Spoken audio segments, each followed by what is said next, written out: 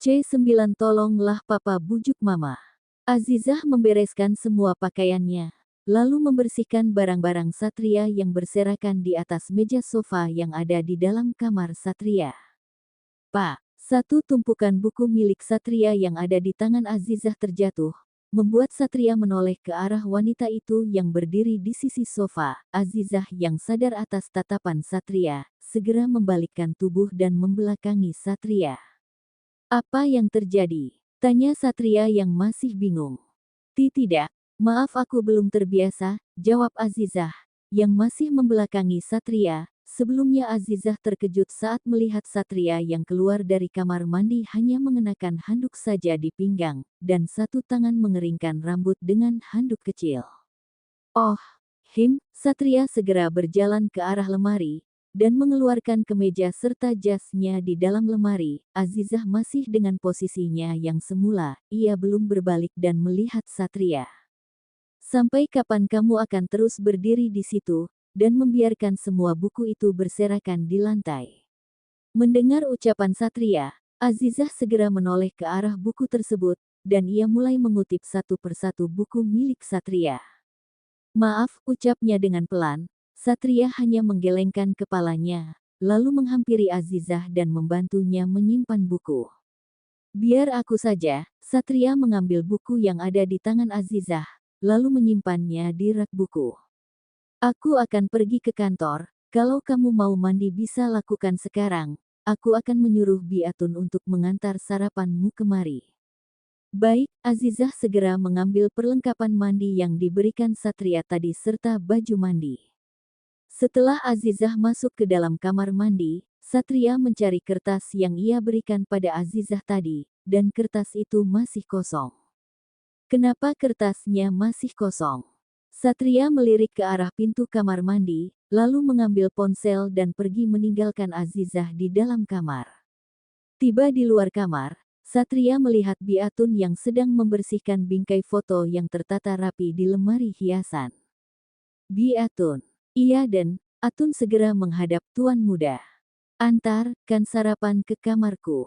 Baik dan, Bi tolong perhatikan apa yang dibutuhkan Azizah ya, dia masih baru di sini dan belum terbiasa, ungkap Satria. Baik dan, saya mengerti, akan saya lakukan apa yang Tuan Muda perintahkan. Bagus. Saya pergi dulu. Satria segera pergi menuju pintu utama. Rumah sakit Purna swasta. Astuti sedang duduk di meja direktur, dia memikirkan apa yang telah terjadi lagi tadi. Ia tidak habis pikir jika anaknya nekat melakukan itu, dan saat ini wanita tersebut ada di rumahnya. Bagaimana ini? Aku sudah berencana mau menikahkan Satria dengan Bella. Kalau Satria menikah dengan wanita itu, bukankah itu menggagalkan rencanaku? Gumam Astuti, sembari memainkan pulpen yang ada di tangannya. Tok, tok, tok. Masuk, ceklek. Bu, ini data yang Anda minta tadi. Wanita itu adalah asisten Astuti. Ia juga seorang dokter forensik di rumah sakit tersebut. Mela, apa kamu sibuk? Aku ingin berbicara denganmu. Bu, kita adalah teman. Katakan apa yang ingin Anda bicarakan. Mela segera duduk di depan meja Astuti. Dulu, kan saya pernah curhat sama kamu, ingin menjodohkan Bella dengan Satria. Kamu tahu apa yang dilakukan Satria saat kembali dari desa papanya? Dia sudah menikahi wanita lain di sana dan tentunya kasta rendah, ungkap Astuti. Mela mengerutkan dahinya. Memangnya kenapa dengan kasta rendah, Bu? Bukankah jodoh itu rahasia Tuhan? Mel, kamu enggak mengerti yang kumaksud.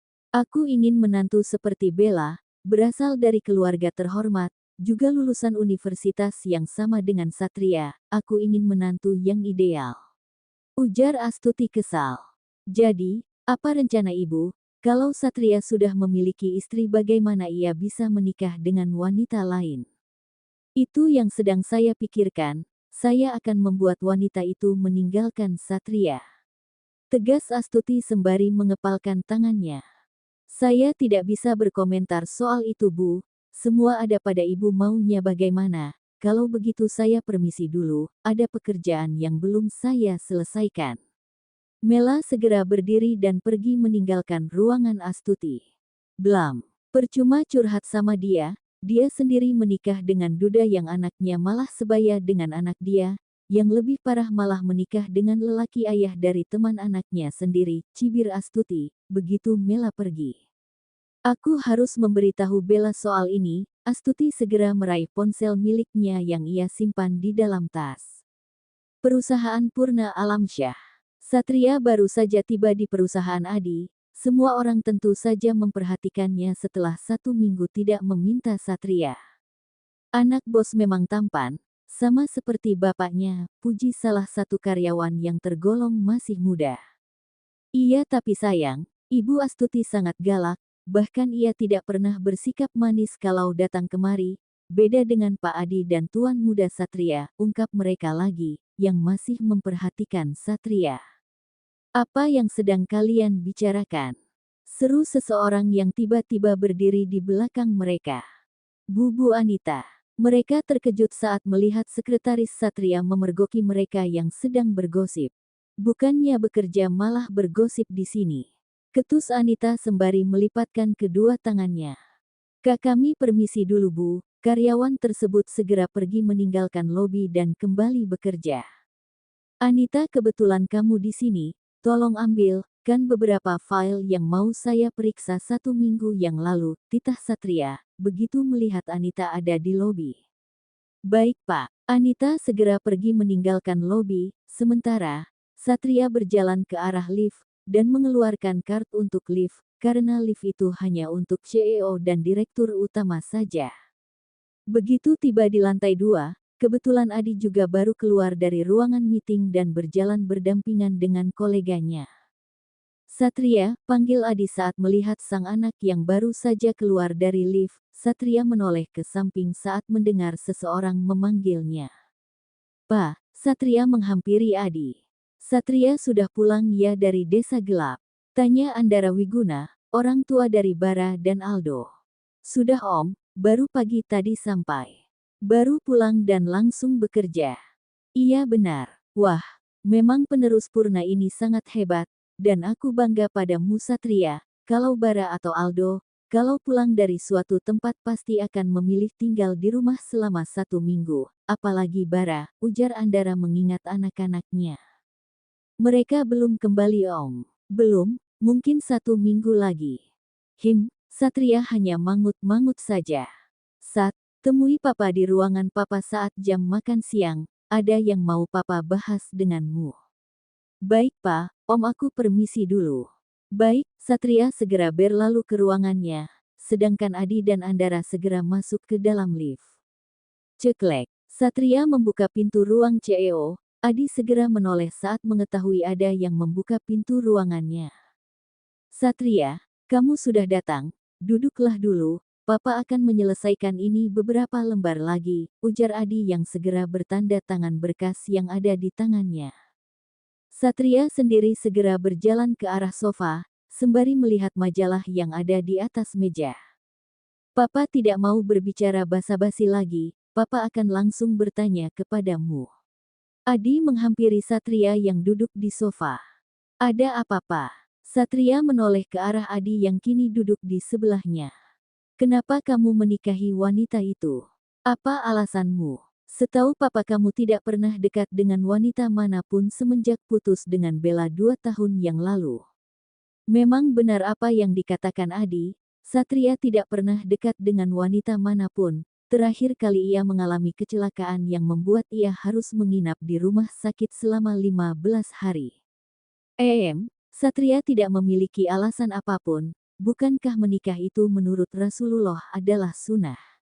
Jadi bisa dibilang Satria tengah melakukan sunnah Rasulullah, tukas Satria. Adi menepuk pelan bahu anaknya. Apa kamu tahu kewajiban dan hak istrimu?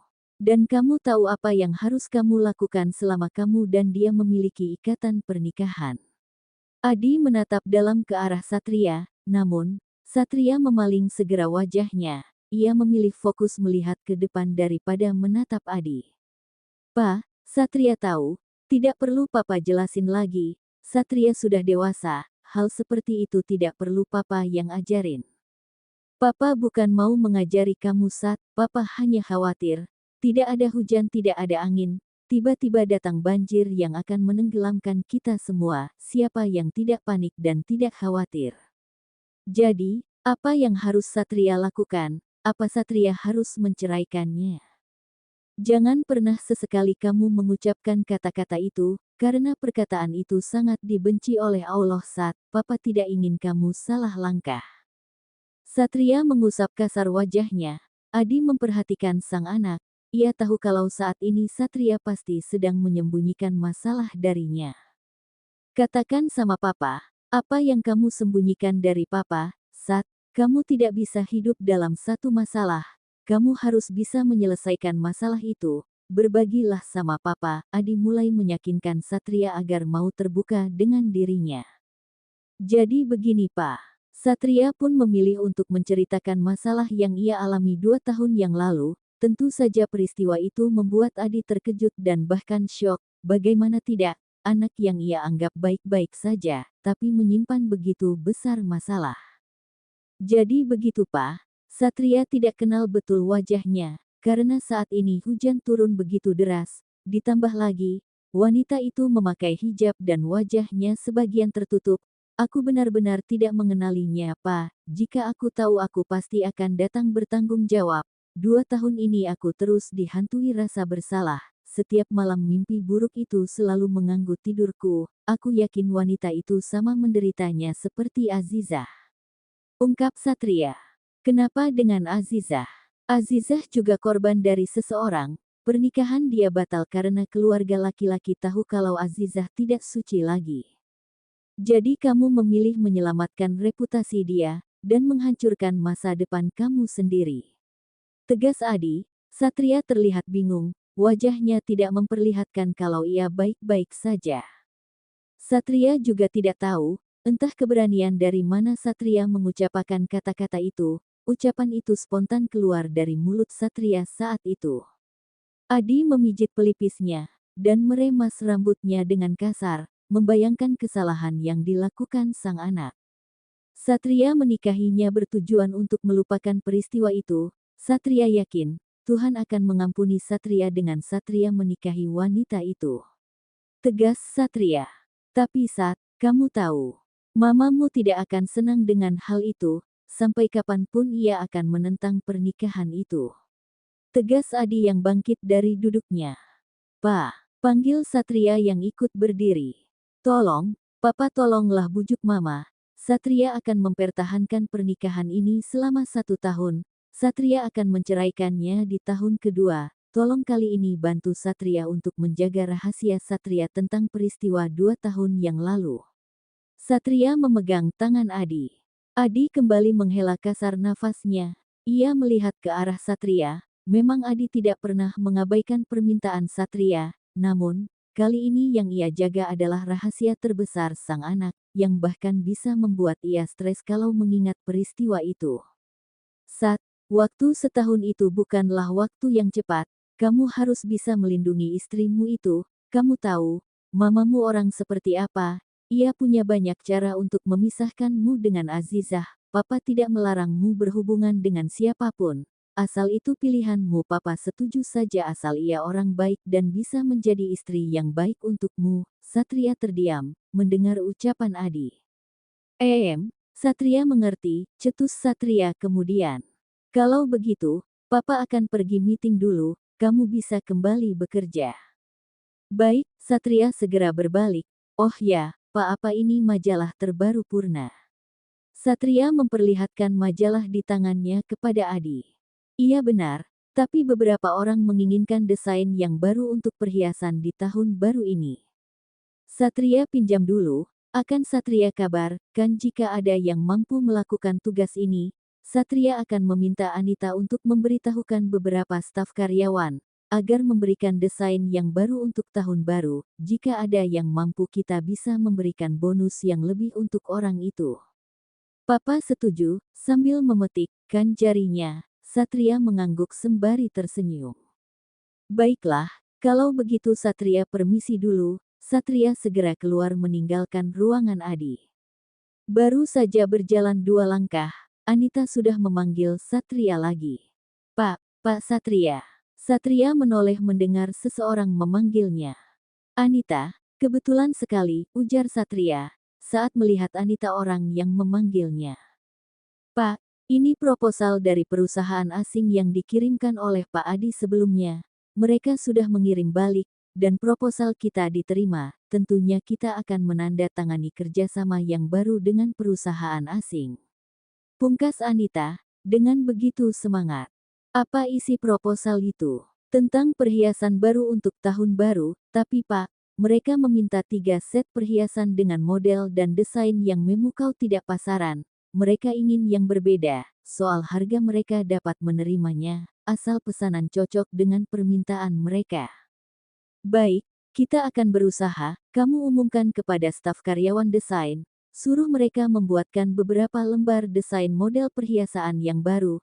Nanti aku akan memilih punya siapa yang menarik. Satu orang harus membuat 3 desain, dan kita akan memilih satu orang terbaik di antara mereka.